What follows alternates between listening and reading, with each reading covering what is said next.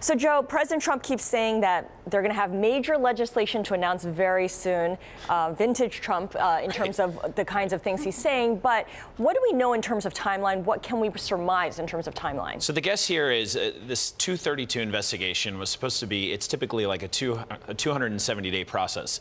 And by typical, I mean there's only been 26 of these ever. So it's not that typical. And he wanted it sped up. So about 2 months ago, he said he wanted something within about a 50 to 70-day time range, which puts us at right about right now. So that was 2 months ago. So we're on the lookout for something coming up soon. He keeps saying very soon, and maybe that's true. So are we thinking perhaps it could come as early as this week? It could come as early as this week, might be next week. I mean, there's a little bit of uncertainty. There's not like a hard date on this. So yeah, we're keeping an eye out.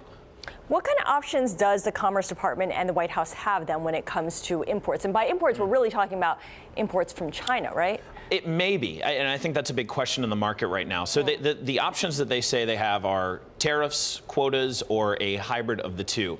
And the 232, as we've actually discussed here before, it goes beyond just like the typical anti-dumping or countervailing duties. I mean, this allows them to kind of even go past the WTO in terms of what they decide, since it's all about national security. I mean, if you look at what the Chinese are saying as well, they've said, look, it's not just one country, this overcapacity problem that we're facing here.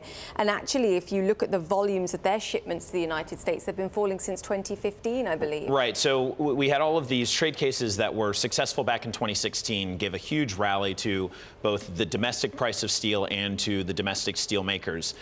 And we saw imports coming from China go way down. And of course, in aluminum, we don't even import primary aluminum from China. So the question is, what is the Trump administration going to do, or Wilbur Ross going to suggest to him to do on these imports? Is it going to just be China, as you mentioned? Because there's a lot of questions in the market about, like, what about Canada, right? This is one of our biggest trade partners. I mean, Wood Mackenzie had told us a couple weeks ago on a story we did for the magazine, 7% of our consumption on steel is from Canada. 42% of our aluminum consumption is from Canada.